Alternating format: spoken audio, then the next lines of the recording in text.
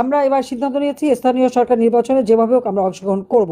কাজে সেক্ষেত্রেও আপনাদের সহযোগিতা দরকার। আওয়ামী লীগকে নির্বাচন করতে দেয়নি, কেন দেয়নি জানেন? ওদের ওই গোয়েন্দা সংস্থা বলেছে আওয়ামী লীগ যদি নির্বাচন করে 53% ভোটার ভোট দেবে, বিএনপি পাবে 24% আর জামাত পাবে 11%। চক্রান্ত করে আওয়ামী লীগকে মিথ্যা অপবাদ দিয়ে আওয়ামী লীগকে নিষিদ্ধ করে, কিন্তু আওয়ামী লীগকে নিষিদ্ধ করতে পারে না। হাইকোর্টের রিট হয়েছিল যে আওয়ামী লীগ নিষিদ্ধ করার, সেই রিট পর্যালোচনা করে হাইকোর্ট বলে দিয়েছিল আওয়ামী লীগকে নিষিদ্ধ করা যাবে না।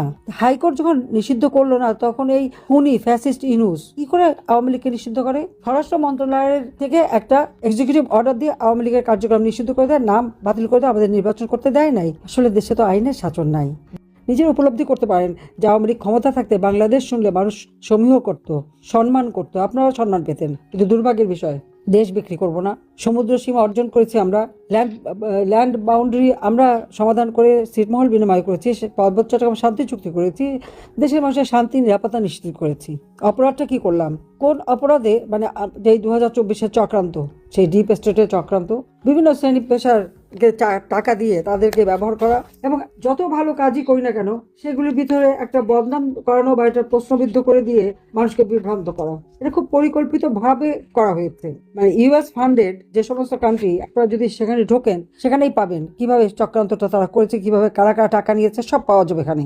আপনারা জানেন যে মার্কিন যুক্তরাষ্ট্রের স্টেট ডিপার্টমেন্টের সাবেক কর্মকর্তা, সাইবার সিকিউরিটি বিশেষজ্ঞ মাইক বেঞ্চ এবং মার্কিন রক্ষণশীল রাজনৈতিক ভাষ্যকার ষড়যন্ত্র তাত্ত্বিক ট্যাকার কার্লসন তাদের পডকাস্টে বাংলাদেশ প্রসঙ্গে বেশ কিছু বিষয় তুলে ধরেছিলেন। বিশেষ করে 2024 সালে বাংলাদেশের শেখ হাসিনা সরকার পতনে যুক্তরাষ্ট্রের বাইডেন সরকার জড়িত থাকার বিষয়ে উল্লেখ করেছেন তারা, অর্থাৎ আমাকে কিভাবে ক্ষমতা থেকে সরাবে।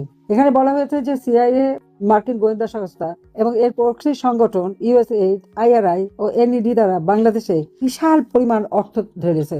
এই অর্থ কাকে কাকে করা হয় আপনারা শুনলে অবাক হয়ে যাবেন।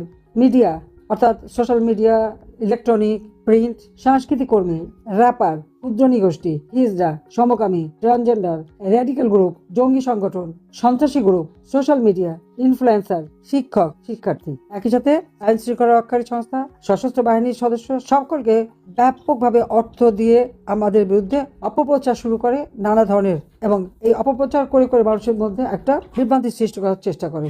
ওই অবস্থা মোকাবেলা করেও আমরা কিন্তু নির্বাচন করে সরকারে আসি। কিন্তু এই যে ইউএস ফান্ডের এনইডি, এই এনইডি অর্থাৎ এটা হচ্ছে endowment, national endowment for democracy. এনইডিতে যদি আপনারা ব্রাউজ করেন আপনারা পাবেন। এখানে এর যে প্রেসিডেন্ট এবং সিইও ডেমন উইলসন, সে কিন্তু এদের সাব কমিটি, এটা হচ্ছে ডিপার্টমেন্ট স্টেট ও related programmes of the house committee. এখানে তার টেস্টিমনি দেয়, সেখানেও সে স্বীকার করে যে এখান থেকে টাকা দেওয়া হয়েছে। এইভাবে চক্রান্ত করেই আমাদেরকে ক্ষমতা থেকে হটিয়ে